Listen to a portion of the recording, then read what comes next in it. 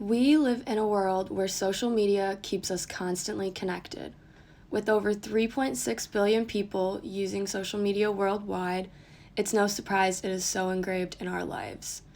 Social media allows us to network all around the world and always see what is happening around us, but at what cost? Social media has exposed us to so much. Every day we see new trends emerging from the internet. Social media allows us to see an abundance of options directly at our fingertips. This has increased material culture in the US and changed how we shop online. Through research by Hassan Hezbollah, he has found that advertisers and marketers have shortened users' purchasing journey through social media. With this research by Hezbollah, it is implied that the more time people spend on social media, the more likely it is to affect their mental health. Social media can be seen as a highlight reel of someone's life, which can also fuel comparison. In addition to this, social media provides instant gratification through likes and views that can make it addicting.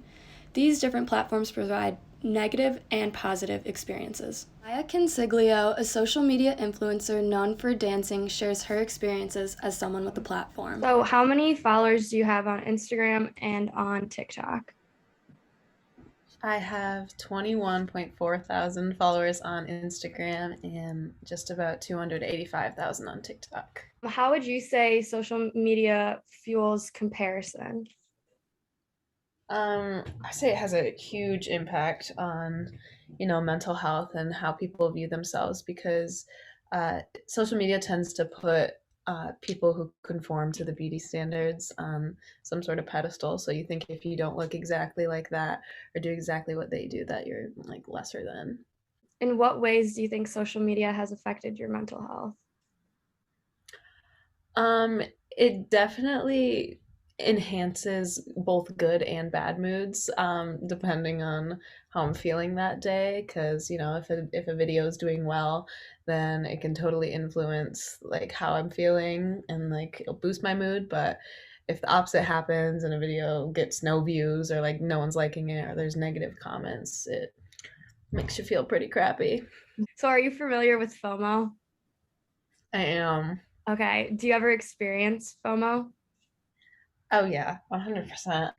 Due to social media's nature, new terms have emerged from this culture.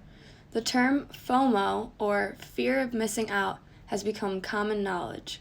Social media can make it look like your peers are always doing something, thus, this leads to the fear of missing out because you always know what people are doing. Whether it's new trends or parties, social media has a way of triggering FOMO, especially in Generation Z. New trends change all the time, thus leading to the increase in material culture in order to stay up to date with others. In addition to this, advertisers and marketers have flooded social media with personalized ads targeted to their user, which also drives material culture. On the opposite spectrum of Maya, Ellie Cotter, who is not very active on social media, shares her experiences. My first question for you is how many followers do you have on Instagram and TikTok? On Instagram, I have about 1,200, and on TikTok, I have about 70. Do you use social media to follow trends? No, not really. A lot of times when I see things on social media, like fashion wise or something like that, that I think is cool, I think it's cool for them. I don't really apply that to myself. How does social media fuel comparison in your opinion? It's just too easy to do. First of all, a majority of people that are really prominent on social media edit all of their posts, and so you're comparing yourself to an unrealistic expectation, and so you're gonna hold yourself to that standard trying to look like them when really that's not even what they look like themselves. It is easy to get stuck in the online world because of all of its possibilities. It is important to understand that what you see on social media is not real life. Social media drives competition, whether it is for likes or for clothing. It has impacted material culture in the US. Although social media has many benefits, it can be harmful when used excessively. Life is about experiences, so find what makes you happy and brings you more experiences. And then my last question for you is what makes you happy in life? Oh God, a lot of things.